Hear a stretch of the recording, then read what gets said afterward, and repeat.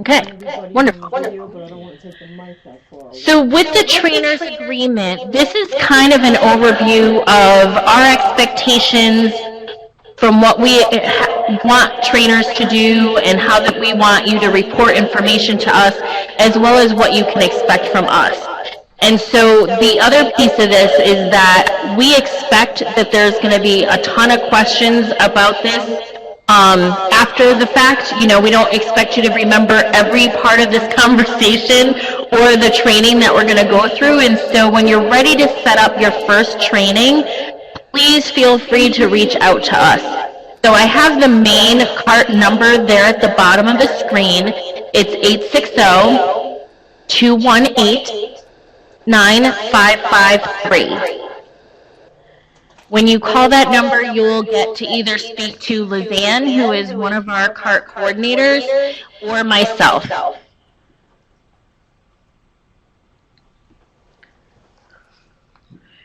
So I'm going to go through each of the line items that are on this trainer's agreement, and please feel free to stop me if you have questions along the way. So once you sign this training or this agreement, you are free to use this RCA training curriculum.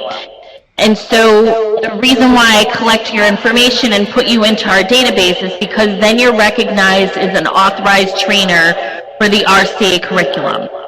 We do a TOT for each one of our training programs, and so if you want to be a trainer recognized for those, you would need to do those separately. Any questions? Nope. No. Okay. Okay. So at this point, we would like to kind of go through what people call the training. So we ask you to use the official title of this training program, which is the CCAR Recovery Coach Academy, when promoting and consistently reference CCAR as the originator and the creator. We ask you to refrain from including terms that change the title, such as peer, support, or etc. Because the CCAR Recovery Coach Academy is a nationally recognized curriculum, it helps people to understand exactly what they're training. Also, when they get their certificate of attendance with us, they're going to see that they attended the CCAR Recovery Coach Academy. So if you advertised it as something different, it will be confusing for participants. We would like for you to use the curriculum in its entirety and deliver it as a whole in the order specified. The curriculum was designed to be trained in this specific order, and changing the order would change the intent. So we ask that you train it as it is. Although the manuals are set up as full day sections, you may decide to break up the days into half day sections if you choose. And you can always ask us for any questions. If you have any questions regarding changing the schedule. We have some trainers that want to do a 4-day training program, doing like a Saturday, Sunday, and then the following Saturday, Sunday. The one thing I will say about that is that they need to be much longer days because you still need to train a 30-hour curriculum. That's what the CEU certificate is good for. So however you train it, so whether you do it as a series of evenings, 5 days in a row, if you change it to do 4 days in a row, it still needs to equal 30 hours of contact. The other piece to make clear too is that the trainer's or the participant manual always has it set up days 1 through 5. So even if you decide to alter that training and do it over 4 days over a weekend, it's still going to be set up, you know, day 1, day 2. So we can work with you and give you an alternative agenda to use, but the manual is still going to be set up this way. We don't have separate manuals for the different types of training schedules. Any questions? No, that's good information. Thank you. Okay, perfect. So you may or may not urge people to attend this training. We know that there are many different funding sources for training, so we try not to dictate what you as a trainer decide to charge for this. We do like to caution you that there's always a fee to CCAR for the manuals, and right now the RCA manual is at $44 per manual. and that price includes shipping.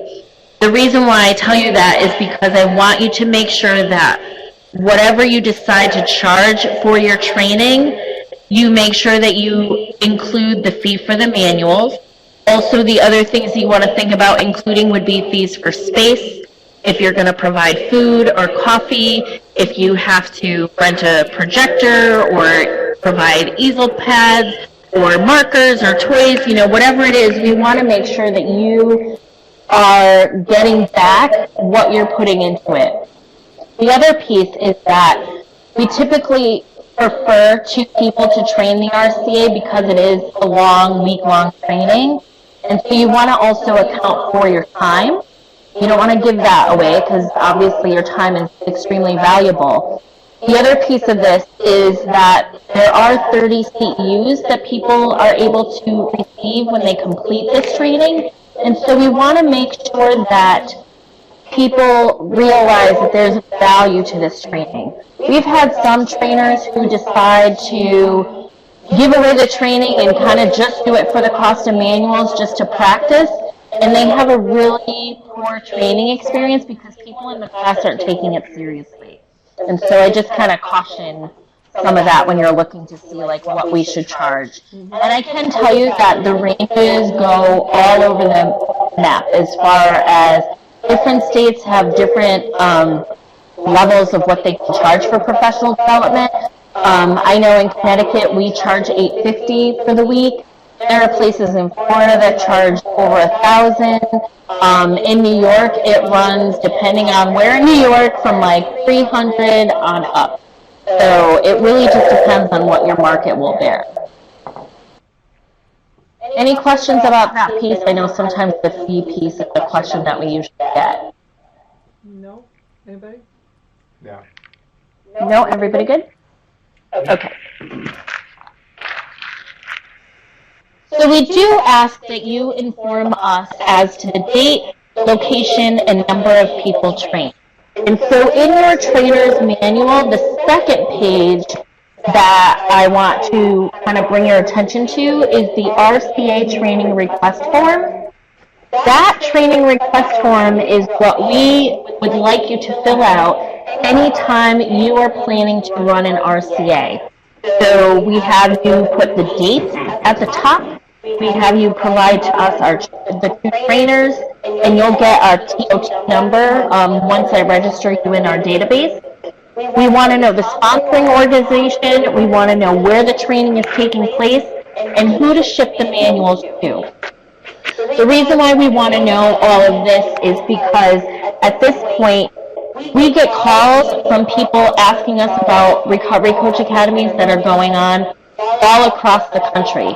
And so if the more information we have from you, the more we can better direct a call who might be coming in and saying, oh, I saw a flyer in passing, but I don't know anything about it, but I know it's taking place in this city or that city. So at least we have some information. We also, like I said, we put all this information into our database, and then we're able to track how many RCAs we've held, how many people have attended, things such as that. So you're able to take this sheet and you can fax it in, you can scan it and email it in. You also, on the CDs that I gave you, there's a CD with PowerPoints, as well as this training request form is on there as well. Any questions about that? No. Okay.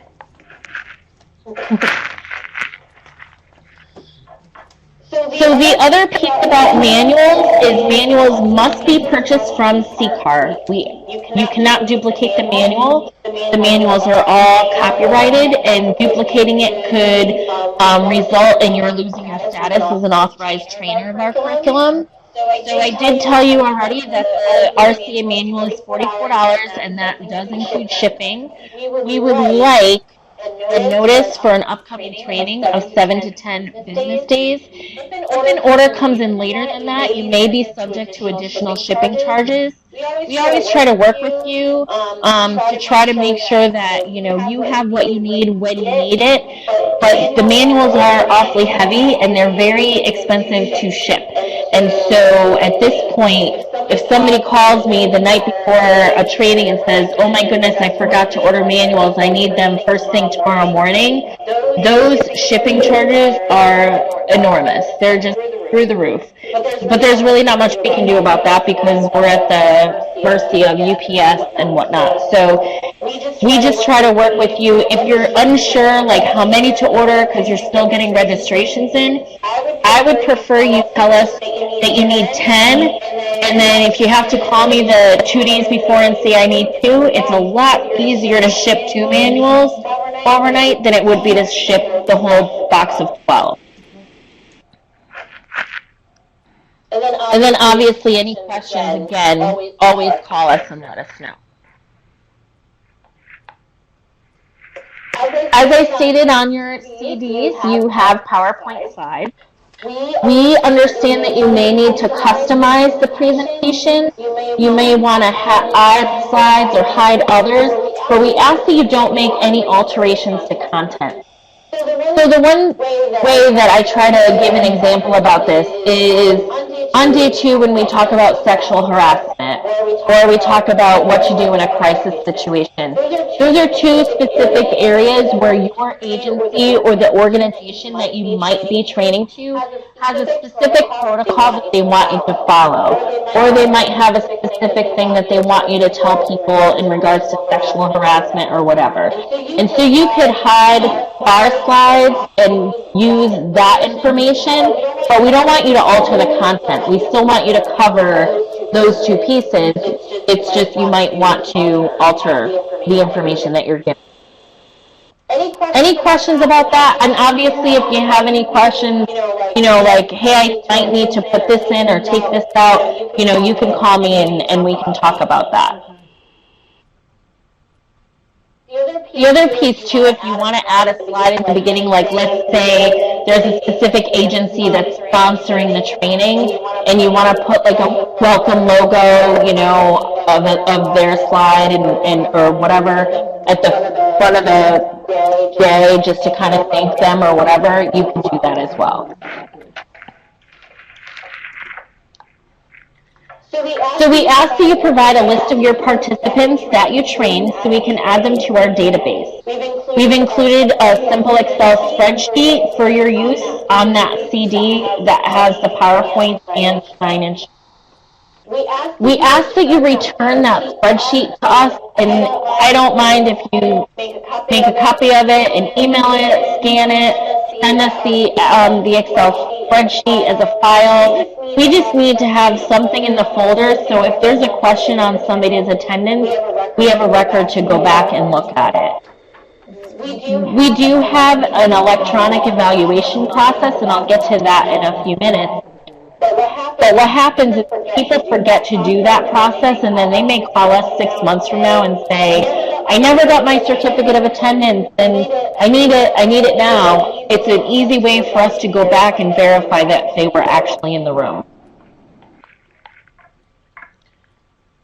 Every time you deliver one of our trainings, you're required to have all the participants complete the online evaluation. In return, we provide you with a customized training report to help identify strengths and weaknesses. All of our evaluations are being done in SurveyMonkey, and so every time you turn in that training request form, we assign your training with a specific number, and we provide you with a link for your unique eval for that training. It will change for every single RCA that you deliver.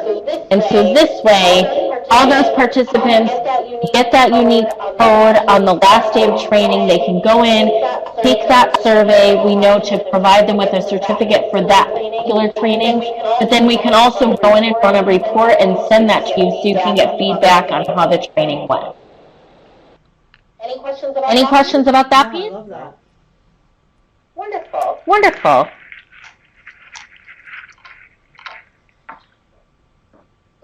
So what CCAR agrees to do is, on our end, we will send all trainers any updates to the curriculum so you always have the ability to work with the very latest version. We really try not to do too many edits throughout the year. We try to maybe have, one major revision a year, and we only do that if there's things in the field that have changed, or there's pieces to the curriculum that we think need to be changed in order to make the training more effective. So because we just did a major revision at the end of last year, the manuals that you have are for 2018, so you won't be seeing a revision anytime going forward. But just so you know, if there is one, once you're registered as trainers with us, we send you an email announcement. We'll let you know about the training or the changes and the opportunity to all trainers are able to receive the new updated trainer's manual at no cost when we make an update. So the other piece is if there's any ongoing training opportunities or anything at all that we can do to help you be able to deliver this, we would inform trainers of that. We do not sell our curriculum. In order to deliver one of our trainings, you must attend the training and the accompanying train-the-trainer program, which you're doing now. And then each training comes with 1 hour of technical assistance prior to the event and 1 hour of technical assistance post-event. Additional phone or on-site technical assistance may be purchased. I have never needed to charge anybody for a phone technical assistance. I don't really keep track of that. I don't put you on a clock as soon as you call me and have questions. I want to make sure that you're always comfortable. However, if you needed or requested one of us to go and train with you, or meet with you about something, we would have to charge for that, just because of travel and time. Any questions on any of that piece? No. I'm still thinking of a good sponsor. Okay. So the one thing I will say is if you can take some time and get those filled out and Nicole, so she can turn those into me, and I will enter everybody into the database. And you don't have to take time to do that now, but maybe when we wrap up today, or between, this time and next, because then as soon as I get those, I can put you into the database and get you all registered. The other piece that I want to mention is we do have on our addiction recovery training website a listing of all of our authorized trainers. We will add you to that list unless you tell us that you don't want to be added to that list. So the way we have it listed is there's your name, and then we have it linked to your email so that if somebody's interested in training in New Jersey and they want to get in touch with you directly, they can just click on your name and shoot you an email. If you do not want to be part of that, if you can just indicate that somewhere on your trainer's agreement, I'll make sure we don't list you. Some people just don't want to be listed or have their information up there, and that's more than fine. All we do is list your name under the state of New Jersey or whatever it happens to be, and an email address. Okay. So that's the big trainer's agreement. So the next thing I want to talk about are certificates of attendance. So the reason why I go over this is because there's a lot of confusion about certification out there, and so I just want to make it known that CCAR itself does not certify recovery coaches. We don't certify anybody. We're not a governing body. We don't take on that responsibility. So when a participant completes the RCA, they receive a certificate of attendance from us, which is good for 30 CEUs. And these 30 hours are broken down by domain. They cover recovery coaching and advocacy, they cover mentoring and client education, they cover recovery wellness and support, and we also cover ethics. Any questions about that? Is that somewhere on the website that we can look what it does cover if we have a question? If someone comes in? Is that somewhere on their What the website? 30 CEUs covers, what domains? Is that It's not on our website, but I can send it to In you. case someone comes and asks. Yep. Okay, thank you. Oh yeah, no, absolutely. I have it broken down by domain as to how many hours are under which domain. So a lot of certification boards require us to give that to them so that they can, decide whether or not they want to approve this training or accept this training. So absolutely, as trainers, I can give that to you so that you can share that with whomever you like. Because whoever accepts the CEUs might be willing to pay for the training and sponsor. Right.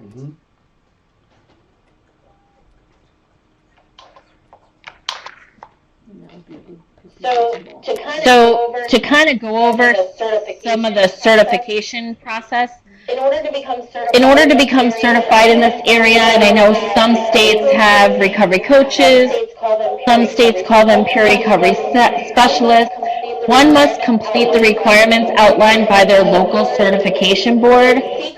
So the CCAR certificate can be used towards that educational requirement.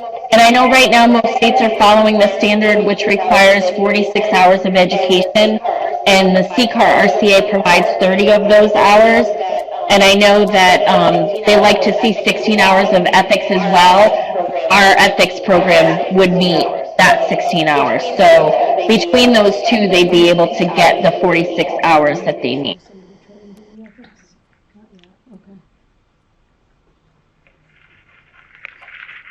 Any questions about that? Any questions about that piece? No. Okay. Okay.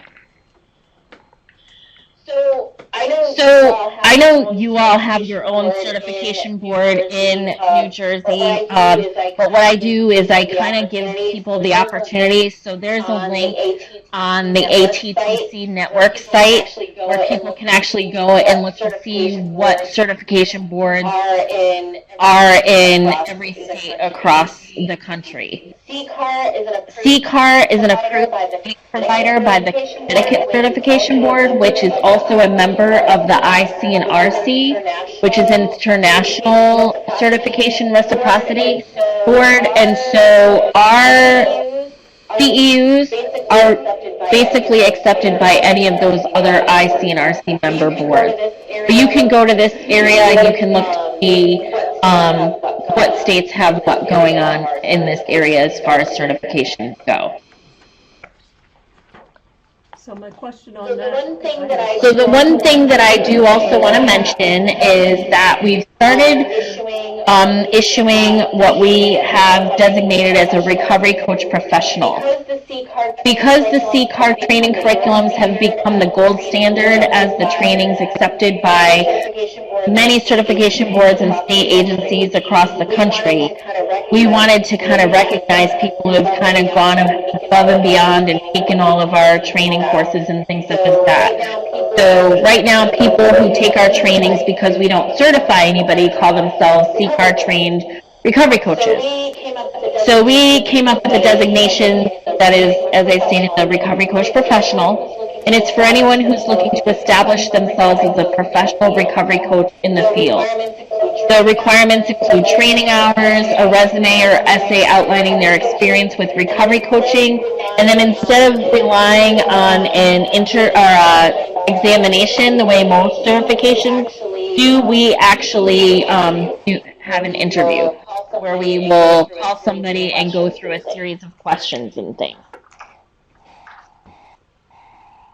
Any questions about that? Any questions about that? I had a question because now, so you said there's reciprocity. So regardless of what state you're trained in, once you're either the RCP or a recovery coach, you could go to different states if they are accepting that reciprocity. It doesn't matter that we're from New Jersey. Is that the case? Absolutely. Okay. Absolutely.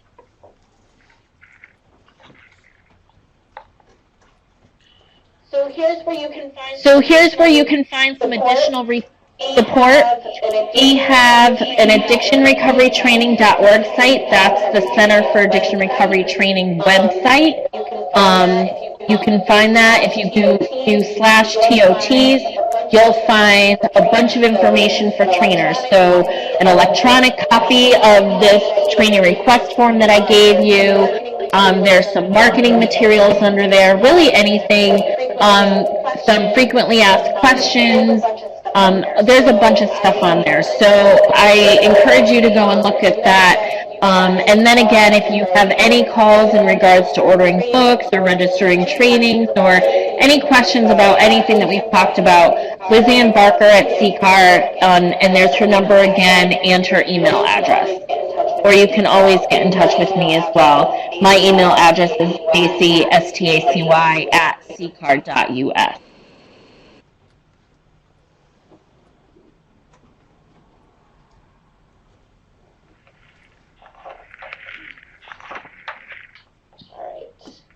All right. So let's start looking at the actual RCA curriculum. So we developed this with the principles behind adult learning theory, which states that adults are internally motivated and self-directed. Adults bring life experiences and knowledge to their learning experiences. Adults are goal-oriented, they're relevancy-oriented, they're practical, and they like to be respected. Every single thing that we do really relies on the experts in the room, which are the participants. We try to encourage our trainers that they don't need to be the experts in the room, that we should really try to utilize the expertise that is amongst the participants that attend. Here is an overview of the 5-day agenda. We provide this as well on the first day of training, so all adults kind of know what we're going to cover and when we're going to cover it. But just to kind of give you an idea, this is pretty much what we focus on in each of the 5 days. Yeah, the whole PowerPoint you'll get later. I think she's gonna, I don't know if she's gonna send it, I think. I'm sorry, I can't hear you. I'm sorry, I can't hear you. The PowerPoint that's up there now, is that anywhere in our binder or no? This is not the list. This is not the list. This slide is. This is part of the RCA I slide. can send you this TOT. I can send you this TOT slides when they're done, just so you can see it if you want to watch this recording and then go back and look at it. I'll do that when I send the recording. At the end of each of our sessions. All right? Yeah. No. All right? No problem. This is an overview of the learning objectives, and we also provide this to anybody participating on the very first day. We have described the roles and functions of a recovery coach, list the components, core values, and guiding principles of recovery, build skills to enhance relationships, explore many dimensions of recovery and recovery coaching, discover attitudes about self-disclosure and sharing your story, understand the stages of recovery, describe stages of change and their application, increase awareness of culture, power, and privilege, address ethical and boundary issues, experience recovery wellness planning, and practice these newly acquired skills.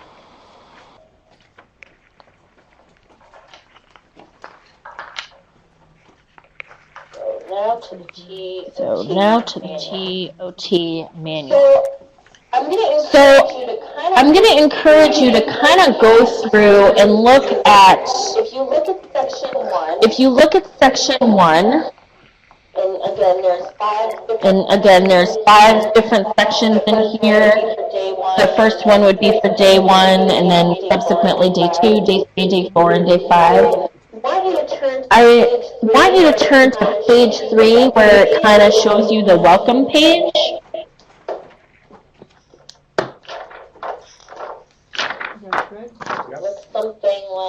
Looks something like, where's my webcam?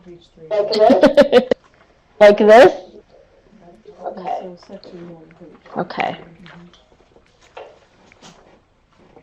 I want to bring your attention because this is how the manual is pretty much set up. We have different modules, or units, I guess you would call them, and we have the timing in there, we have which slide we're going to be utilizing, as well as the page number. We also have a script. If you look kind of 1/3 of the way down of the page, it says, "State, good morning, welcome to the Recovery Coach Academy.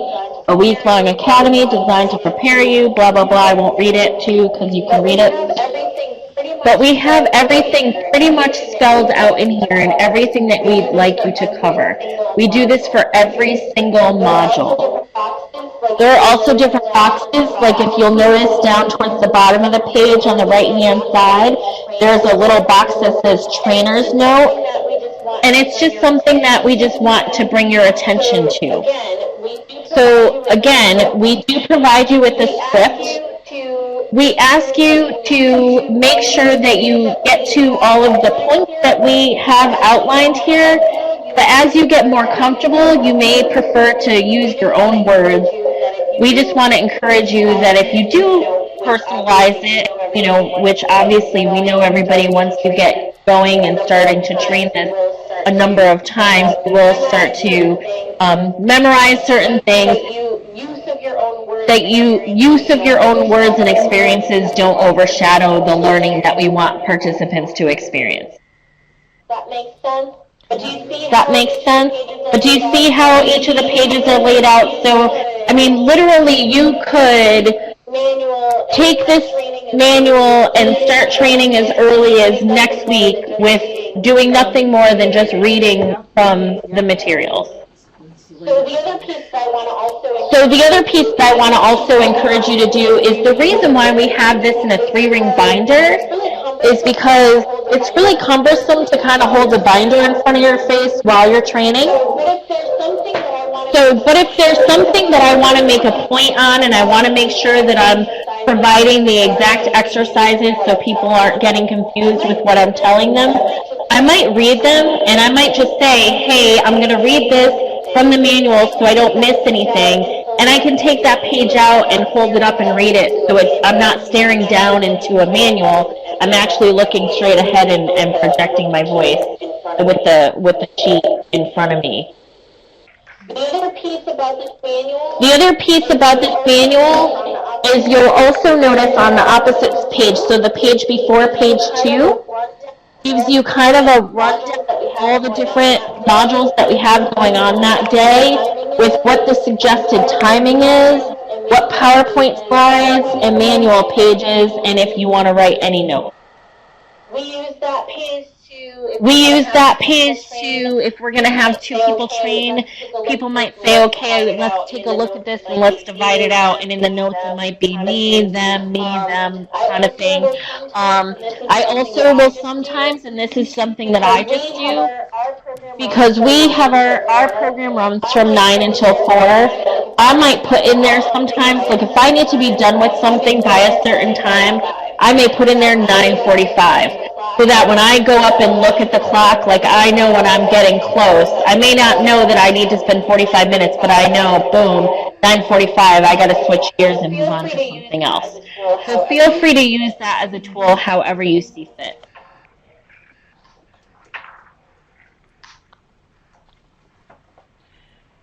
Are there any questions so far?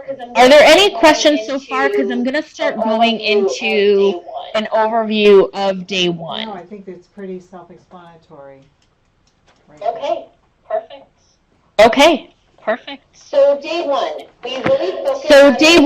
we really focus on introducing participants to the concept of recovery coaching.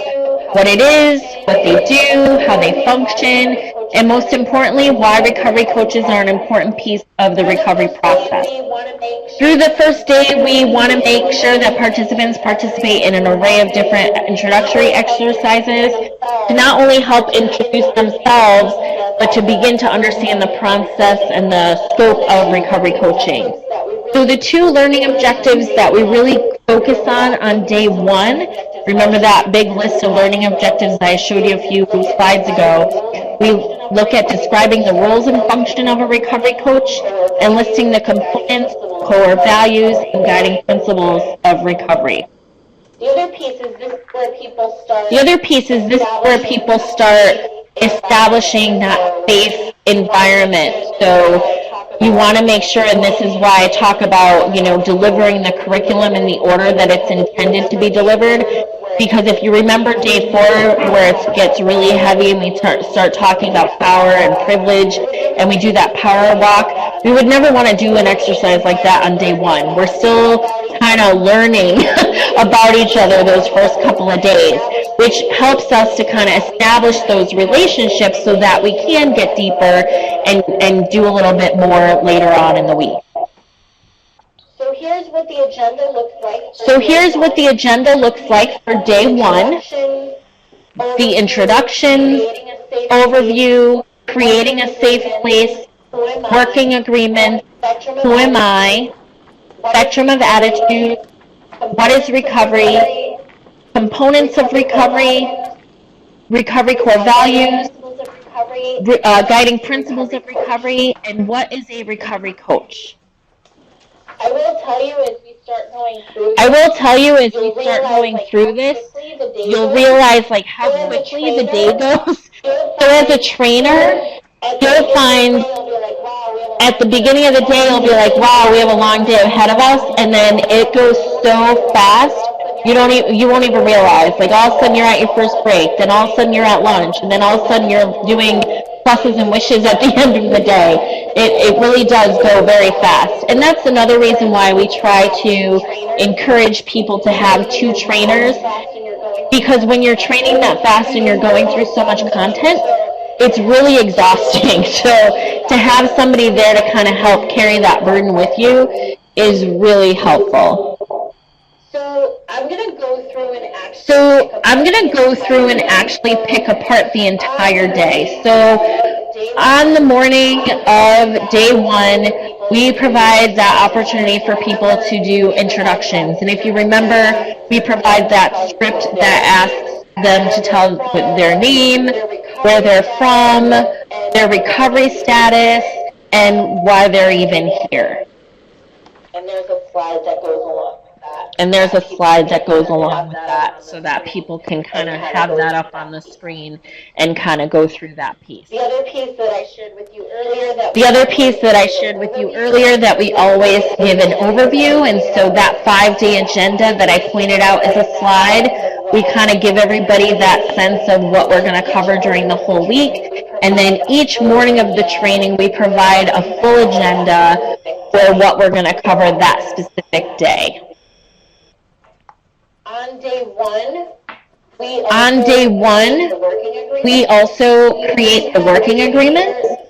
We have expectations as trainers of the level of participants we hope to participation we hope to see in our participants, and to get to that high level where people are really free to share their individual beliefs and values, we invite the group to build a set of working agreements, or basically what they're going to need to do in order to feel safe in this environment. So, as you remember, and depending on how many people were in your training, you might have had people kind of write down individually some things that they needed in order to feel safe in the room. We might have had people do that as small groups, or depending on the size of the room. If you have a lot of people and you don't want to take the time to do, individual, small group, and large, you can kind of popcorn it out and have people shout out things to you as you transcribe it onto an equal pad in the front of the room. But once that is compiled, we ask for the room to adopt these agreements, and then we also revisit them each and every morning with an option to make changes if necessary. Any questions about that piece? Any questions about that piece? Okay. The first exercise we do on day one is called Who Am I? And if people remember this exercise, this is the exercise where you fill out, the things the roles that you belong to, then you fill out, the different groups that you belong to, things such as that. And then at the bottom of the page, this is on page 6 of your participant manual. You don't need to go there right now, but I'll just hold it up for you just so you can remember what it was. At the bottom of this page, there's that area where you do the pie chart. And if you remember, people go through, they list everything. We give them some time to take turns introducing themselves to a partner. And then at the end of that lovely time where they're getting to know and learn about each other, we have them cross out 2 of their pie pieces. just to give them an example of what it feels like as a person in recovery who may be encouraged at times to leave pieces of themselves behind in order to actually succeed in recovery. And so that's the major point that we're making with that exercise. Any questions about that? Any questions about that? Do people remember that? Yes. Oh, yeah. Do people remember that Yep. And how impactful exercise? that is? Yeah. And how impactful that is? Yeah. The next piece we talk about is The next piece we talk about is the spectrum of attitude, and this is where we introduce the concept of being treated like an object, being treated like a recipient, and being treated like a resource. And so if you look at And so if you look at our kind of three-legged stool that we kind of use as kind of looking at, you know, this is what we feel are recovery coaching fundamentals: actively listening, discovering and managing your own stuff, asking good questions, all to be able to treat people as resources. So as you can see, this piece is pretty important for people to understand. It's also, as I stated, if we consider ourselves as trainers as just facilitating in the process, we're really relying on the participants as being experts, which means that we're treating them as resources. And so we really want to make sure that participants understand. And so we really want to make sure that participants understand this concept. Any questions about that piece? Any questions about that piece? No? No? So just to give you an idea, by the time So just to give you an idea, by the time you're done with all that, the whole morning of day one is already over. Wow. That's how fast that goes. What we So you'll notice as a trainer, what we tend to do is give people time to kind of go and do these activities on their own and have conversations in their small groups. And so really, when I say that we're facilitating a process, I mean that. Like, we're timekeepers, keeping people on track, making sure that they look at the different activities and that they're getting the point that we need. But as far as like being the person in front of the room, talking the whole time, drilling down to content and things such as that, that's really not what this training is about. It's really about the experiences that people have and the conversations that they have and what they learn about themselves through the process. So in the afternoon, we start with what So in the afternoon, we start with what is recovery. Through the RCA, we introduce a lot of concepts, first by giving people some time to reflect individually. We follow that by some small group discussion, and ultimately a larger discussion by the full group. So this exercise provides an opportunity for individuals to define what recovery means to them. Then in small groups, we want them to come up with a group definition that will then be reported out to the full group. What we hope to see is that there's a variety of What we hope to see is that there's a variety of definitions, as this important enforces that everyone's is different. We also show a few other definitions that have been widely accepted as well.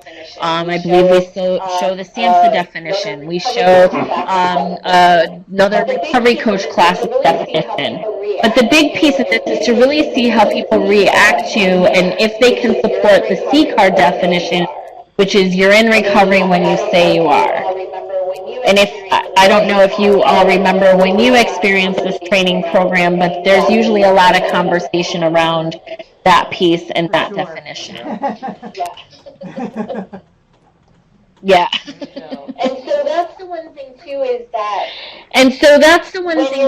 that you want to, when you're training this, you want to, you know, make sure that you're not putting your opinions out there. Again, it's that whole discovering and managing your own stuff and treating the people in the room as resources is to kind of just, you know, so how does that feel to people? What do you think about that? What are people's reactions? And really just kind of, you know, use some of those probing questions to guide that conversation, because it can be a very rich one, and it gets at, you know, some of what people, you know, I believe no, it only can be abstinence, or, you know, I believe that medication-assisted treatment. I mean, there's so many different spins on this, and what we really want people to realize is that if we are honoring the multiple pathways and we're honoring that people are in recovery when they say they are, then we really need to kind of hold somebody to this simple definition of, you're in recovery when you say you are.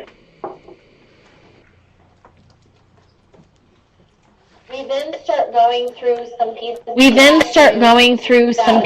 the afternoon that would show participants how recovery should really focus on the positive and maintaining a focus on the recovery strength and providing hope. And so we go through a bunch of different slides on components of recovery and the guiding principles of recovery. And this is just really for you to share this with people, stop, ask for comments and questions as you go, but it's really just a sharing of information. And we're hoping this will help build so that when people start to get to the what is a recovery coach piece, they'll kind of see, that it's more about focusing on the positive and on people's strengths again. We get to what is a recovery coach. In the afternoon, we get to what is a recovery coach.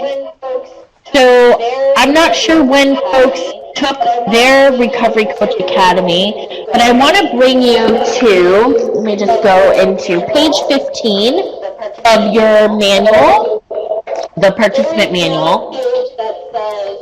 There is now a page that says, what is a coach?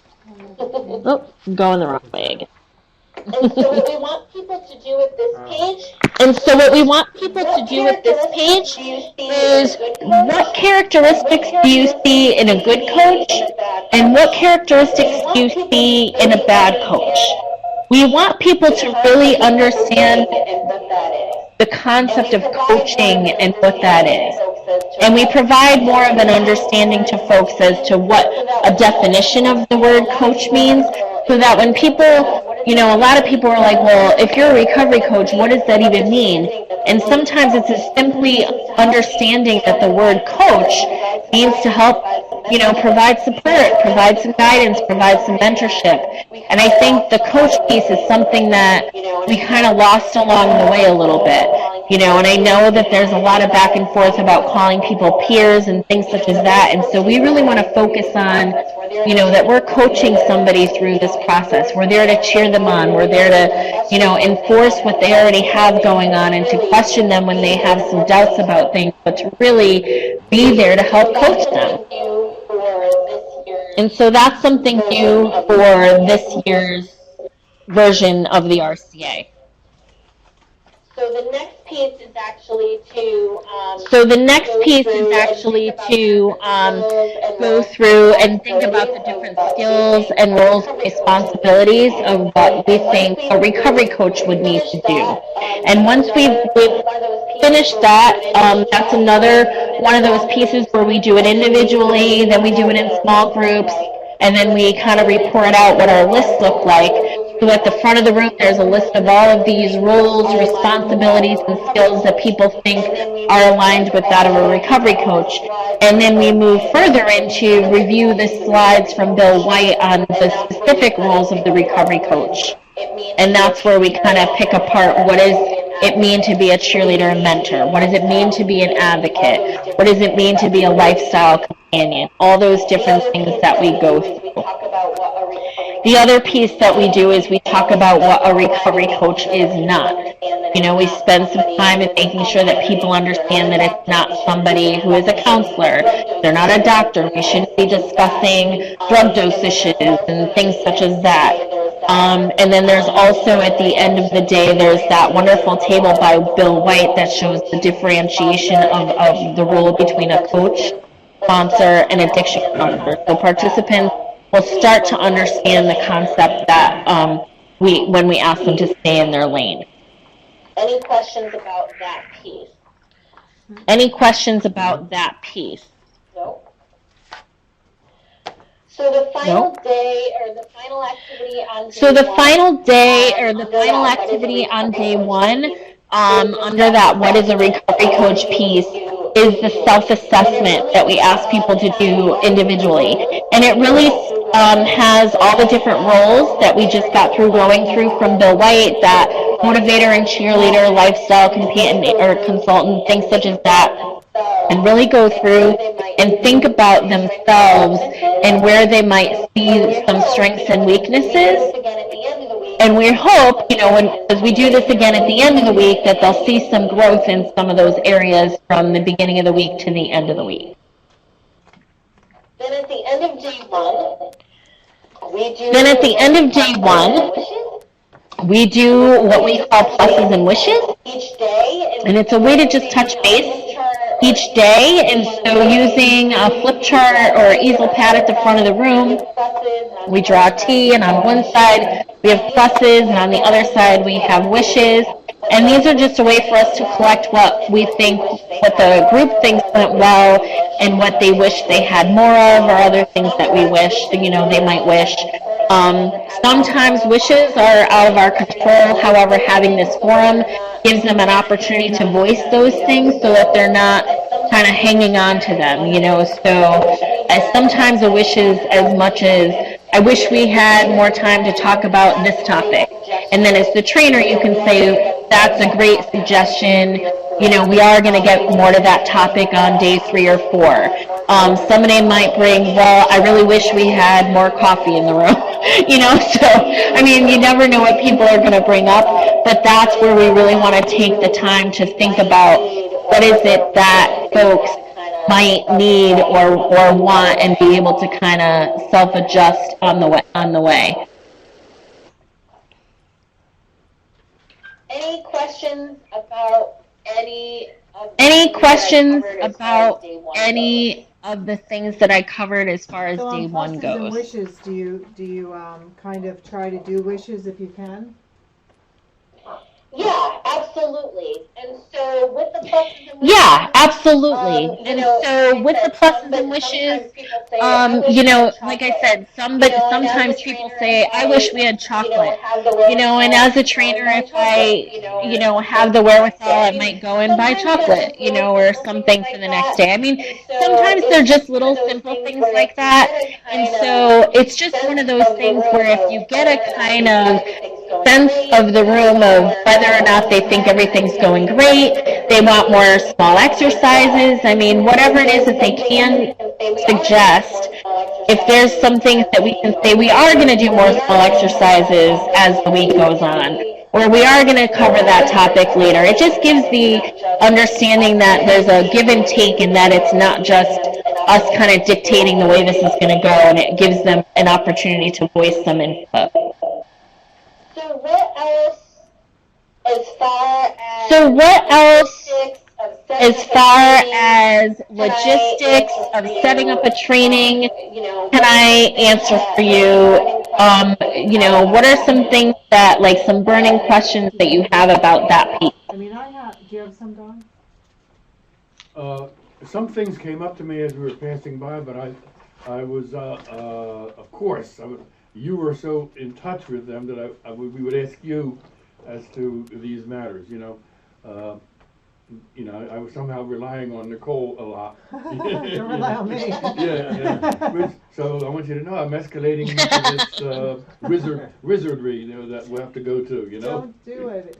No. But okay, I think we're okay. I think we know where we can go to answer things, if not amongst ourselves, even.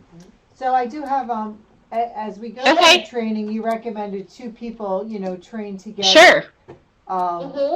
Is that, can it be like 2 people per Mhm. day, or do you recommend 2 people for the entirety of the day? So the one thing I will say about that is that safety. There is a sense of safety in the same players being in the room all week.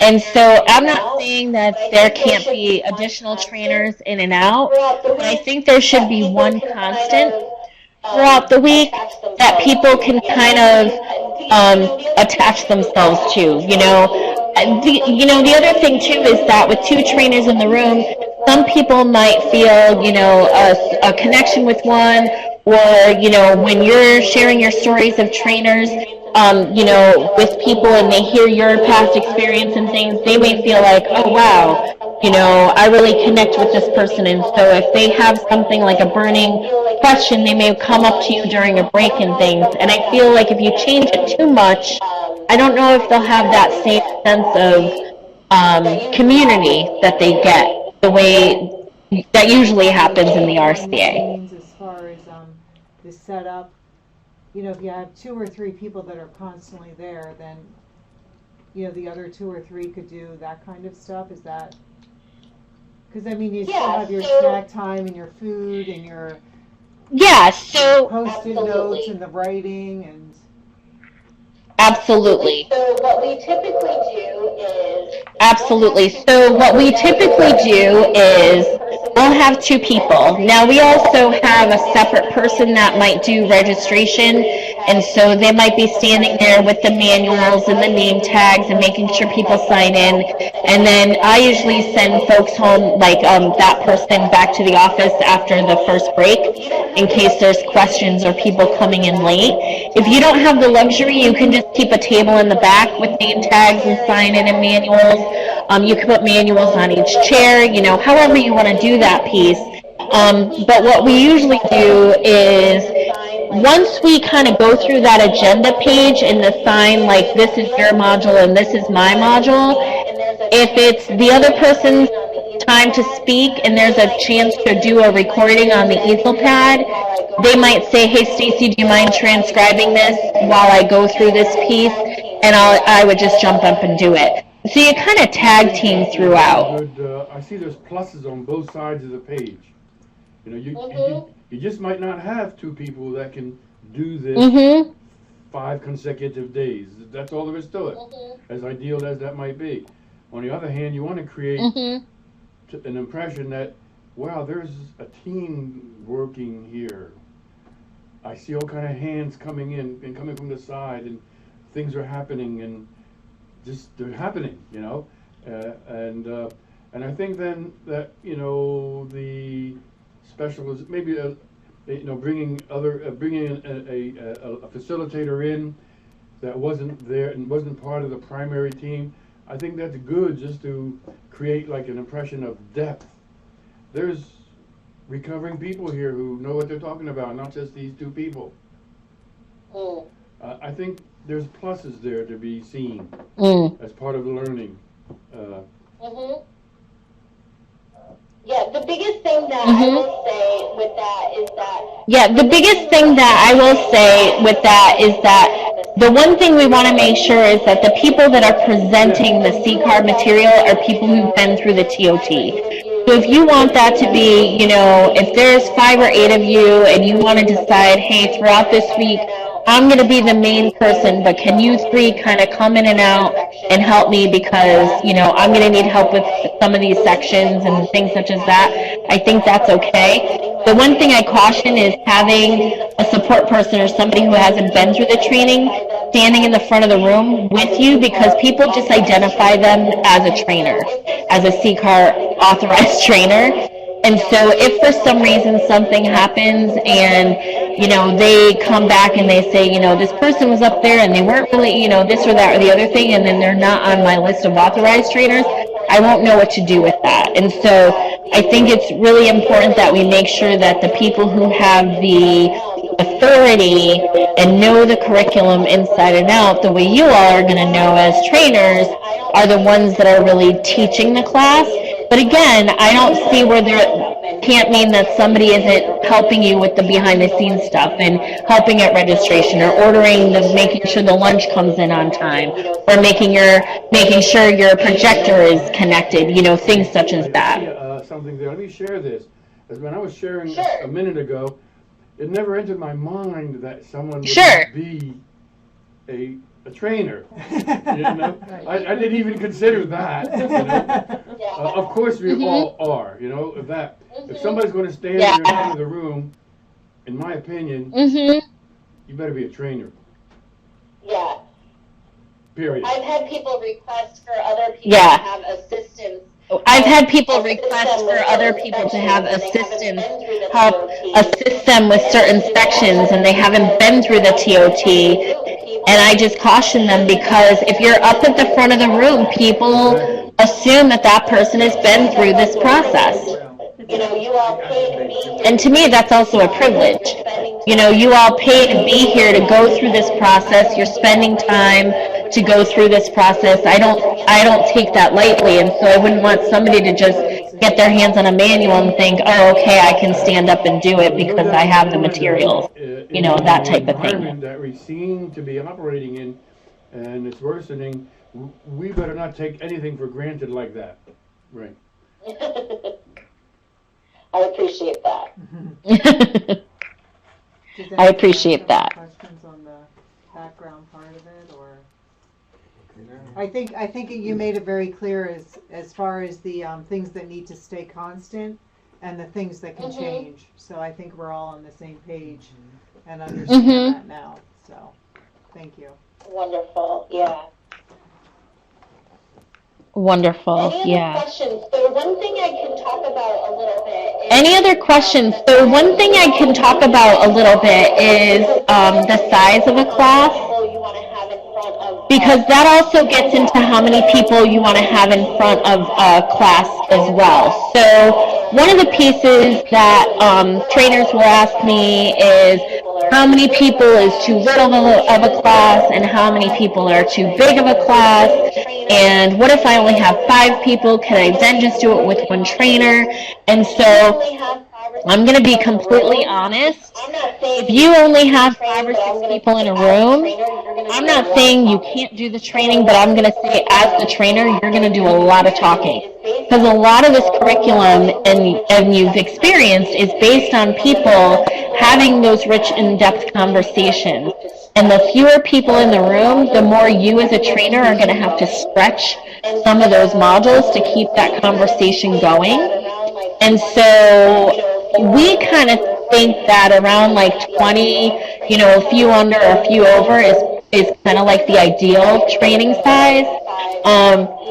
If you're going to do a training for like 5, 6, even 8 people, and you want to do it with just one trainer, and let's say you're only going to meet like every other Monday for 5 Mondays, and you want it to just be one person, I can totally see where that, I wouldn't want 2 people to spend their day for that amount of people. So, and that's why we say we prefer 2 people, but I understand that there might be some instances where one trainer would be suitable. Does that make sense? So another piece that I can share with you as well is... when you're looking at the types of people that you're training, we don't screen, we don't have any questions about, we don't have any stipulation that somebody needs to be in recovery to attend this training. We don't have any stipulation that somebody needs to be in recovery for a certain amount of time to attend this training. The person, family members, allies, professional, we welcome anybody to this training. All those different perspectives help make the conversation that much richer. Also, when you have all those different perspectives and we share some of those things, like we have on day 1, where we talk about you're in recovery when you say you are, to have all those different perspectives in the room really makes that conversation so much more impactful. And so the one thing that I will say is that if you're going to do a training for an agency where everybody knows everybody else, there's kind of that less need for people to kind of speak because they figure like, well, you already know my opinions on this or, whatever. And so to have a mixed group of people from all different backgrounds really helps to make, to me, a more successful training. Any other questions about the logistical piece? Any other questions about the logistical piece? Okay, anything about any of the content on day 1? Anything about I know we covered any of the content on day 1. I know we covered a lot in a short amount of time, but that's because there's the way the training is set up. It's pretty compact, how we relay the information. And again, it's more experiential. It's more building on the conversations that are happening in the room. Laid out beautifully. Yeah, really. guide, yeah. Do you oftentimes get people who get stuck, you know, when you're facilitating or you're training, you have someone just stuck on one thing? Like, how do you move them away from that kind of thing? Just say we can get back to it later if we have time at the end of the day, or? So what? Absolutely. So some people actually will put together. Yeah, absolutely. So some people actually will put together what they call a parking lot.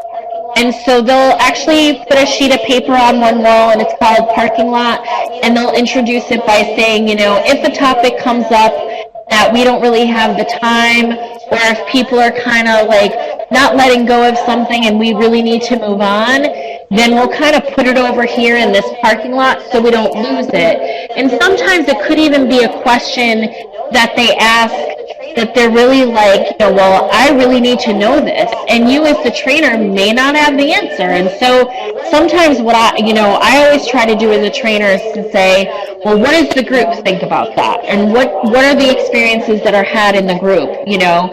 Because again, I'm relying on the participants as experts.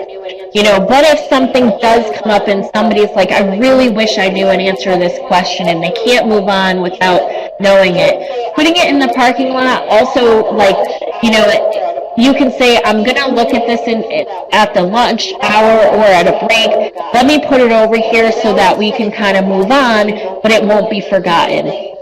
And I always try to do my best if I don't know the answers to something that somebody really wants to know about, is to try to utilize whatever resources I can, you know, be it at lunch or whatever, to try to find the answer for them. Every meeting I've ever been at or will be at. Yes. I love that idea, thank you. You're welcome. Yeah. I know that there's, so if You're welcome. I I know that there's, so if you remember in the working agreements, there's a couple of working agreements that we make sure that we, you know, we talk about, which is the stretch rule, where we want people to stretch, and either if there's somebody who talks too much, sometimes maybe they hold back, and if there's somebody who doesn't usually like to talk in a group setting, we try to get them to push themselves. We also talk about the ouch rule, so if somebody says something unintentionally, but it kind of hits somebody the wrong way, we want them to say ouch so that we can kind of process that out. You know, and obviously I know we do the cell phone rule, so if that goes off and, you know, you kind of want to make people dance, I mean, those are all things that we suggest, and those are in the manual as well, but you can use whichever ones you want. But one of the things that has come up sometimes, and it really just depends on if people like it or not, is the one called Elmo. It's called Enough, Let's Move On. that if you want to bring So that's also one of those things that if you want to bring that forward, I kind of sometimes, it's kind of, I think you have to be a little concerned about that one in some, because sometimes people will just be like, Elmo, Elmo, Elmo, and you never get to, you know, you don't want to shut people down all the time. But there might be some times where you might want to introduce that as a working agreement if you feel like, especially if you have a really large group of people and you know that there's going to be a lot of conversations, and you want to introduce that as something to use as a working agreement, so that there is that opportunity to kind of say, okay, Elmo, we need to move on, kind of thing. The mental health first aid training. Yeah, I think that came up in the mental health first aid training. I think they used that, and I don't know, it's stuck, so people keep bringing it up. So yeah. So what else can I answer for you in regards? So what else can I answer for you? In regards to anything logistics, day one. I know we're going to spend some time going through day 2 and 3 on Thursday and finishing up on next Tuesday. So I really want to make sure that you have what you need before we end this today. And doing that spreadsheet, is that what the, so that all goes back, what do you think, within a week's time or the next, how quickly do you need that kind of information back to you? Oh, okay, so as far as the spreadsheet goes, or whatever sign-in sheet, Oh, okay, so as far as the spreadsheet goes, or whatever sign-in sheet that you decide to use, we really, I think we collect like first name, last name, email address, and a phone number. So however you want to get that back to us, some people send it to us the following week so they don't forget, you know, like that Monday or Tuesday, they might send that to us. If we don't get it back, I will tell you that Lizanne will make a point to contact you to get it back. So if you do forget to give that to us, she does a really good job at making sure that we receive it. And so some people, like I said, just like to do it as soon as they finish, just so that they have it off their plate. But I know that there are so many other roles that we all play, and so there may be some times where you simply forget to fax that into us or email it into us. And like I said, Lizanne will get in touch and make sure that we have There are it some if we don't. variables, you know, depending on, you know, the kind of things you order or how much. But on average, what do you think the average cost is? You know, mine, you know, we know what the books cost, but the, you know, your food, your snacks, your, you know, the poster boards, your markers, the hands, the manipulation things. What do you think the average cost is for a training for, like, say, 20 people? For 20 people. Okay, so there's a Because lot we're of hoping different to have, factors like, that right. For 20 I people. understand that, 'cause Okay, you so can there's go, a like, lot of yeah, different expensive, factors you can that, go, but, you know, just so you Right. have a little bit of everything, Yeah. you know, a good place to start, because we're just starting. Sure. So I can kind of go through this and itemize Sure. things for you because So I can kind of go through this and itemize some of these things for you because I purchase things pretty regularly. So like for a class of 20, I would probably make sure I have about 200 to 250 like the fuzzy pipe cleaner things, which are probably about $8 for that amount. The stress balls, I usually, and I order everything from Amazon because it's just easy and they have everything. So I probably make sure that I have at least one stress ball per person. I know you can get a package of 25 for like $12. For like Play-Doh, if you decide to use that, I know we usually have that on the tables. You can usually get, I think for $20, a box of 36, which is more than enough for 20 people. And, you know, we try to group people like, you know, 5 to 6 people at each table. And you just put a few of each thing at each table. We use cardstock table tents. So, I don't know, a ream of cardstock will probably last you for quite a few RCAs, but that's about, you know, $12. Those easel pads that we usually try to use the Post-it ones because they are up, you know, can be stuck up on the wall. Those I want to say are pretty pricey. Those are about $40 an easel pad. Now, depending on whether or not you want to get those full metal easels, the stands, or they also make tabletop ones that are Post-it. They come in like a cardboard thing that stands right on your table so that you don't have to have those metal stands. I think those are about $40 a piece, but they're disposable, so you don't need to order the extra stands. I want to say those stands run around $35 a piece. So if you're looking at a room of, you need one as the presenter, if you have 4 table groupings, then you need at least 5 of those. You know, so whether you do the metal stands and the Post-it pads on those, so I mean your upfront cost might be $500 to get started, but then you replace that as needed. Because I don't think you'll go through a full pad in just one training either. And if you do buy the metal stands, you only need to buy them once, and then you have them for other things.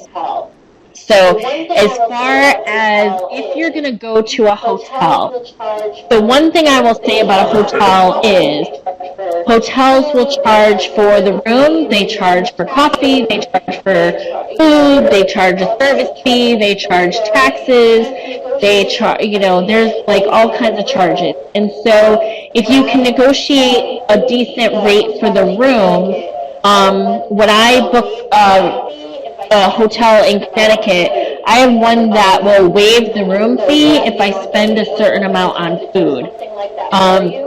And so that, if you can work with the hotel to do something like that for you, because I can tell you, and you probably already know this, you need to provide coffee at these things. And most hotels, like if you provide just coffee in the morning, people are still looking for coffee in the morning break. They're looking at it at lunch. They're looking at it midday. And so that can be pretty pricey if you have it at a hotel. Some hotels, it's like $10 plus the service fee, which is like 25% plus tax. I mean, you're talking it could be $20 a person just for coffee. And we haven't even talked about lunch yet. So there's a lot of fees, if you're going to go at a hotel. If you can try to find a place that'll work with you, that has a decent enough room that can hold 20 to 25 people, that you can get to like leave you a coffee all day and give you lunch. I worked out a deal with our hotel to give me a kind of lunch, I think it's soup, sandwich, and salad buffet for for $10 a person and then it has the service fees on top of that. That's kind of unheard of for a hotel, but I kind of worked with them and said, this is all I got, and they agreed to it. But, so at the end of the day, when you think about your room rates, and then I think what I figured out is we pay per person, and this doesn't count for the space. I want to say with the manual and everything else, it's I want to say with all the materials, I think we were like right at about $100 a person. So if you want to say like $2,000 for 20 people, just for materials, room, TV, all that fun stuff. And that's just a ballpark. But just to give you an idea, those are some fees that I've come in contact with, if that's helpful. We're doing ours here, though, right? Yeah. You're welcome. And so that's why I go back to that registration fee and really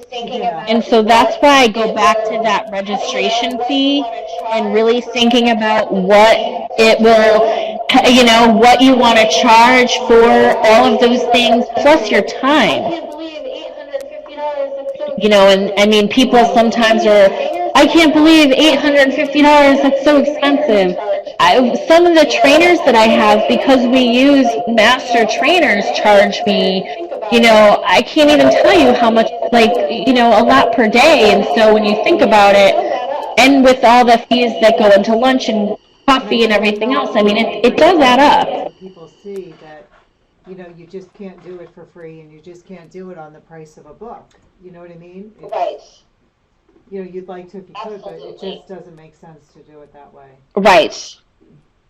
And I think, Absolutely. too, if you can find a space, I know you guys have an excellent And I think, too, if you can find a space, I know you guys have an excellent space there, and so some of this may not even be an issue, but if you can find, kind of indicate to people, when we look at all the things that we're going to be paying for, the materials, the easel pads, and the stands, and the toys, and lunch, and coffee. I mean, when you go to market your training and you put all the things that you're, all the materials, coffee and lunch every day, you may want to put out a bagel breakfast. I mean, when you think about all those things and adding those things up, and have that listed as part of your registration fee, people won't mind paying it because they see all the things that they're getting.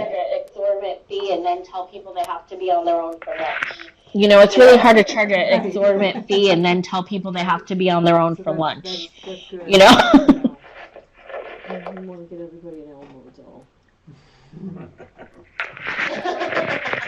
Get the ones you put on top of the Make pencil. sure you put that down on your materials. Make sure you put that down on your materials list. So what else can I answer for you? I know it's only about 5:30. So what else can I answer for you?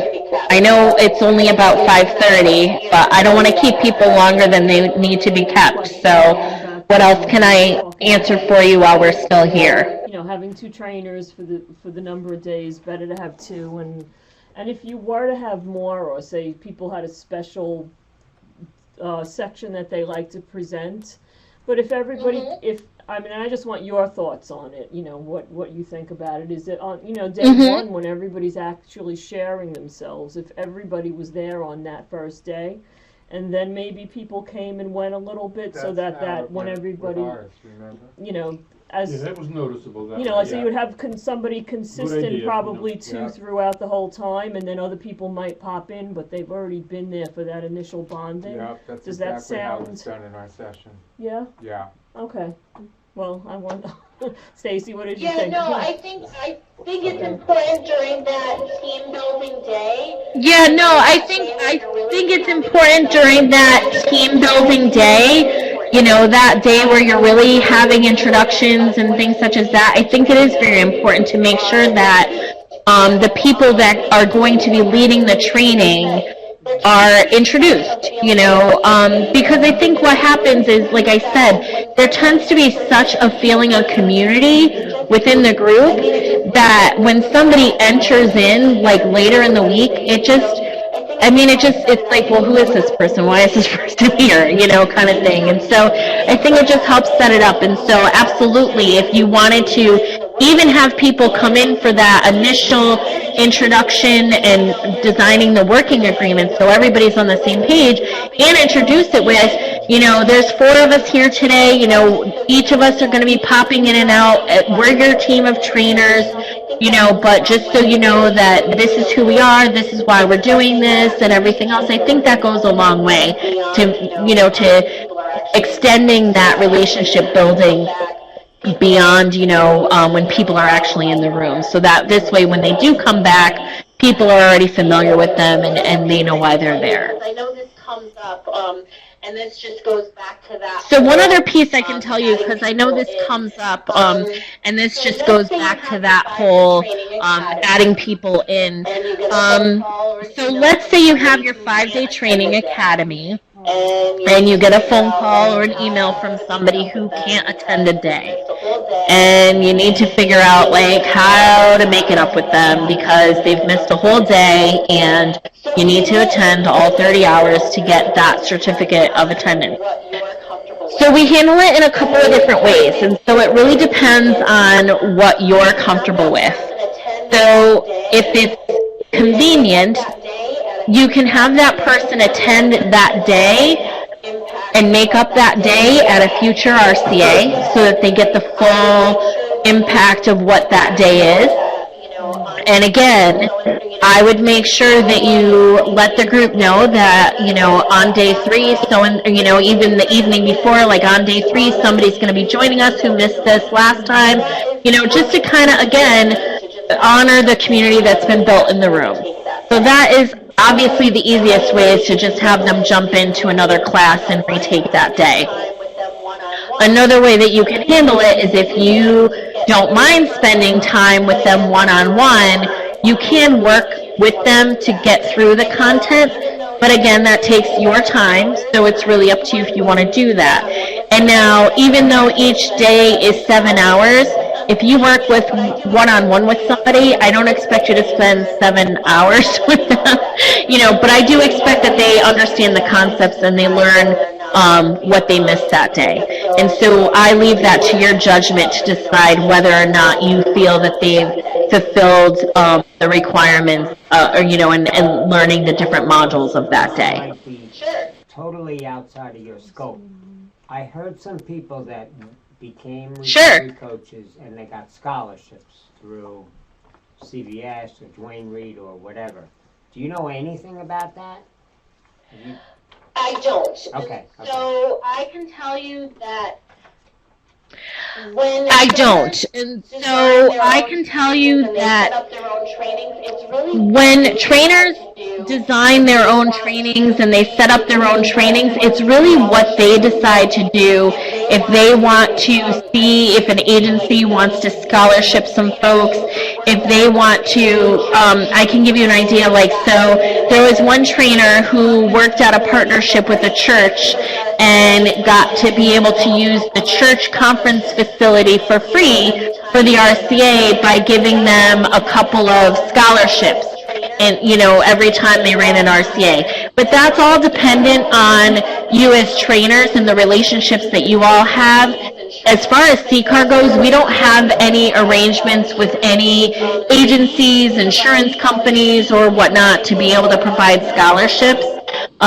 We do provide scholarships in Connecticut to our Connecticut trainings for volunteers within our centers that are looking to be recovery coaches within our centers.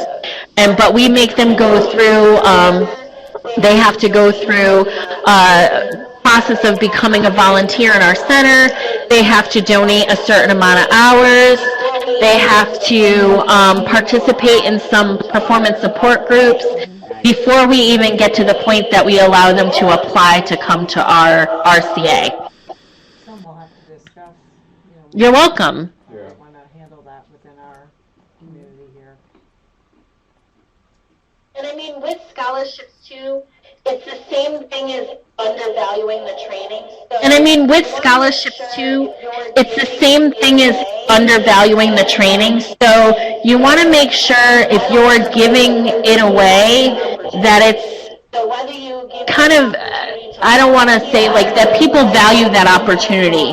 So whether you give them an opportunity to volunteer, whether you say to them, well, I will scholarship your attendance, but I need you to pay for the manual, whatever it is that you want to do, because as a trainer, you still need to purchase that manual for them, and you still may want to, you're still going to purchase coffee and tea for them. You're still going to purchase lunch for them.